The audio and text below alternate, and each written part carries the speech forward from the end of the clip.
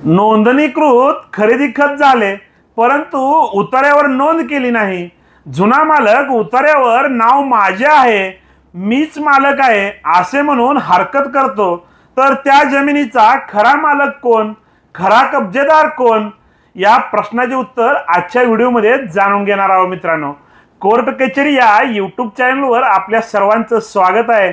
आजचा जो प्रश्न आहे, हा प्रश्न आपल्या सर्वांच्या आयुष्यामध्ये कधी ना कधी आलेला आहे आणि असा सर्वांच्या मनातला प्रश्न आणि त्या प्रश्नाचं उत्तर आज आपल्या कोर्ट कचेरी या यूट्यूब चॅनलवर आपण जाणून घेणार आहोत।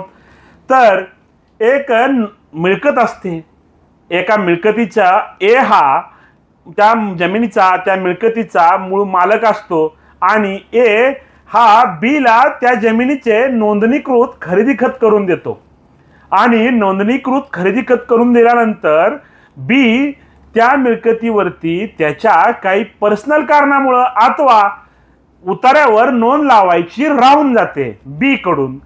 तर ए त्या बी ला सदर जमिनी ही माझी आहे आणि त्या जमिनीच्या उतार्यावर माझे नाव आहे, त्यामुळे सदर जमीन तू वहिवाटायची नाही, सदर जमिनीत तू यायचं नाही, अथवा जमिनीच्या सगळ्या गोष्टीसाठी जर हरकत करत असेल तर त्यासाठी आपण काय केलं पाहिजे आणि या जमिनीचा खरा मालक ए का बी, हा प्रश्न आहे मित्रांनो। तर ए नी ज्या वेळेस त्या बी ला खरेदी खत करून दिले, ते नोंदणीकृत खरेदी खत करून दिले, त्यावेळेस बी ए हा त्या जमिनीचा मूळचा मालक राहिलेला नाही। कारण असे अनेक सर्वोच्च न्यायालयाचे, माननीय सर्वोच्च न्यायालयाचे न्यायनिवाडे आहेत की ज्या न्यायनिवाड्यामध्ये असे सांगितलेले आहे मित्रांनो की एखाद्या खरेदी खत झालं, एखादा नोंदणीकृत दस्त करून दिला म्हणजे त्या मिळकतीचा त्या मूळ मालकाला कोणताही हक्क व अधिकार राहिलेला नाही। जमिनीचा उतारा हा मालकी हक्काचा कागद की खरेदी खत हा मालकी हक्काचा कागद, याबाबत देखील अनेक न्यायनिवाडे आहेत मित्रांनो।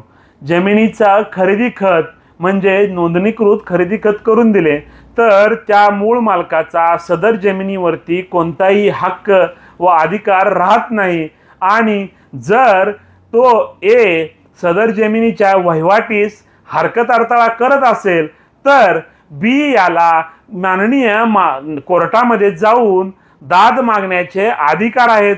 कारण त्याने केलेले खरेदी खत फक्त उतार्यावर नोंद केली नाही म्हणून तो त्या जमिनीचा मालक होत नाही, असे होणार नाही।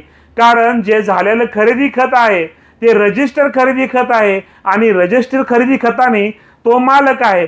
ए हा फक्त नामधारी मालक राहिलेला असून आणि जमिनीचे सातबारे उतारे हे मालकीचे प्रूफ नसून जमिनीचे सातबारे उतारे हे फक्त कर गोळा करण्यासाठीचा कागद आहे, असं देखील माननीय सर्वोच्च न्यायालयाने अनेक केसेसमध्ये सांगितलेलं आहे।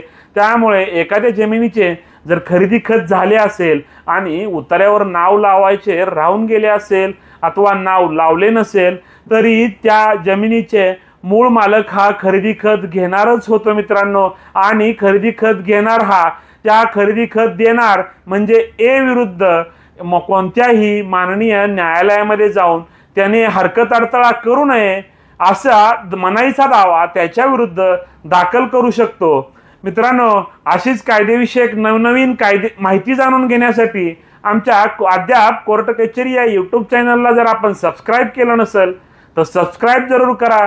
त्यासोबतच कोर्ट कचेरी ऑफिशियल इंस्टाग्राम व कोर्ट कचेरी ऑफिशियल फेसबुक पेजला फॉलो जरूर करा। धन्यवाद।